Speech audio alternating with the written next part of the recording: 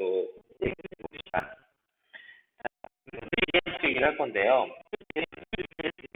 그 다음 상수함수, 항등함수 할 거예요.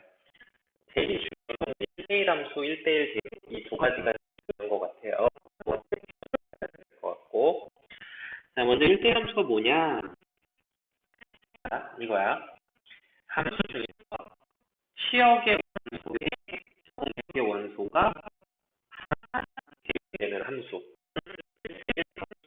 합니다. 원래 함수는 A, B, C, D가 있는데 원래 함수 A값은 무조건 된다고. Y값이 하나만 되는 게 함수인데 그럼 X 기준에서는 X는 Y값이 하나만 되면 되는데 Y 기준으로 봤을 때는 지금 선생님이 예를 든 것처럼 Y의 원소 A는 두 개의 X값에 대응이 되죠. 함수에서 이런 경우도 나올 수가 있어요. 자, 근데 1대1 함수는 이 Y 기준으로 봤을 때조차도 연결되는 게 이렇게 두 개가 아니라 한 개만 되게 된다는 거죠. 한 개만. Y의 어떤 원소 A가 있으면 그 원소의 짝꿍인 X는 하나밖에 없어요. 이렇게. 또 C도 하나밖에 없죠. D도 하나밖에 없죠. 이런 함수를 1대1 함수라고 합니다. B랑 E는 대응이 안 됐네? 물론 대응이 안 돼도 상관없어요. 대응이 안 되든지, 그러니까 Y 기준으로 봤을 때 대응이 안 되든지, 대응되면 한 개만 대응되는 이런 게 1대1 함수예요. 자, 이거를 좀 더 명확하게 수학적으로 이제 표현하면 우리가 1대1 함수의 수학적인 정의는 이렇게 돼요. 서로 다른 X값이 있을 때 X1이랑 X2가 있어요. 그 정역의 원소 X1, X2가 있을 때 그거에 대응된 Y좌표, X1에 대응된 Y값과 X2에 대응된 Y값도 무조건 같지 않아야 된다. 이 조건이 성립한 함수를 우리가 1대1 함수라고 합니다. 만약에 1하고 2가 있는데 1하고 2가 똑같은 값인 A로 대응되잖아? 이러면 1하고 2는 분명히 다른 값인데 1에 대응된 함수값은 A죠. 그죠? 2에 대응된 함수값도 A가 되죠. 지금 예에서는. 이거 봐. 이렇게 같아지잖아. 이런 경우가 발생하지 않는 함수. 이런 경우가 발생하지 않는 함수를 1대1 함수라고 합니다. 그냥 쉽게 그냥 어느 쪽에서 봤든 간에 X에서 보든 Y 쪽에서 보든 어느 쪽에서 보든 간에 그 짝꿍이 만들어지면 그건 무조건 1대1이야. 2대1, 3대1 이런 경우는 없다고. 그런 함수가 1대1 함수가 되겠습니다. 자, 그래서 이게 바로 1대1 함수의 수학적인 정의고요. 자, 이 명제가 성립하면 1대1 함수인데 그거의 대우 명제. 자, 만약에 Y좌표가 똑같은 값이었어? 그럼 Y좌표가 어떤 A라는 값이었어? 그럼 그거에 대응된 여기 X1이라 X2네요. 그거에 대응된 X값은 무조건 같아야 돼. 그러니까 지금처럼 이렇게 다른 놈이 지금 fx1하고 f1하고 f2가 만약에 같은데 이때 1하고 2는 같지 않죠. 이러면 이거는 1대1 함수가 아닌 거죠.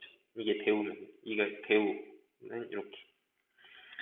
자, 아무튼 요식 표현 잘 보시고요. 1대1 함수의 표현. 자, 그 다음에 1대1 대응이란 뭐냐? 일단 1대1 함수여야 돼. 1대1 함수보다 더 타이트한 거야. 1대1 함수 중에서 치역과 공역이 같아야 돼. 치역과 공역이 같다는 말이 무슨 말일까? 자, 첫 번째 그림을 보세요. 첫 번째 보면은 공역은 A, B, C, D예요. 치역은 A, C, D예요. 공역하고 치역이 다르죠? 공역이 더 크죠? 이러면 이거는 1대1 대응은 아니에요. 1대1 함수는 맞아요. 그죠? 서로 다른 X값에 대해서 대응된 Y값도 무조건 다 달라야 되니까. 근데 두 번째 그림 같은 거 보면 1대1 함수인데 공역이 ABC고 치역도 ABC죠. 이렇게 공역하고 치역까지 같아. 자, 그러면은 1대1 대응이라고 한다고. 그래서 우리가 뭐 할 수 있냐면 1대1 대응 같은 경우는 자, 정역의 모든 원소가 정역의 원소 개수가 공역에 있는 모든 원소에 대응이 돼야 돼. 그러다 보니까 치역의 원소 개수는 같겠죠. 뭐 이런 것도 성립할 거고. 아무튼 공역에 있는 놈들이 남김없이 대응이 돼줘야 돼. 대응 안 되는, 선택받지 못한 y값이 존재하면 안 돼요. 이게 1대1 대응이에요. 자, 그래서 이게 바로 이제 수학적으로 표현된 1대1 대응의 정의가 됩니다. 서로 다른 x값에 대해서 대응된 y값은 무조건 달라야 되고요. 그 다음에 공역에 있는 모든 원수가 다 대응이 돼서 공역과 치역이 같아져야 합니다. 자, 근데 요거에 대해서 우리가 이제 함수를 뭘로도 많이 해석하냐면 그래프로도 많이 해석을 한다고 그랬죠. 그래프가 함수를 표현하기 되게 좋은 방법이라고, 그래프를 표현하는 게. 자, 그래서 그래프를 좌표평면에다가 찍어서 나타냈을 때, 자, 우리 1대1 함수 그래프는 어떤 특징이 있냐면, 자, 만약에 어떤 함수의 그래프가 내려갔다가 올라갔잖아? 그러면, 자, 여기 보세요. 예를 들어서 여기가 뭐 마이너스 2였다고 합시다. 여기가 2였다고 합시다. 그럼 지금 이 그림 같은 경우는 x값이 마이너스 2고 x값이 2인 경우 두 가지에 대해서 마이너스 2가, y값이 여기가 a죠. a에 대응되고 마이너스 2도 a에 대응되고 2도 a에 대응되니까 이렇게 이 함수는 지금 1대1 함수가 아니에요. 응? 1대1 함수가 아닙니다. 함수가 아닌 예인 거죠. 그러니까 아니에요. 왜? 이런 상황이니까. 근데 옆에 그림 보세요. 이건 1대1 함수가 맞아요. 그러면 여기 어떤 y값이 하나 주어졌을 때 그거에 대응되는 x값은 하나밖에 없다고.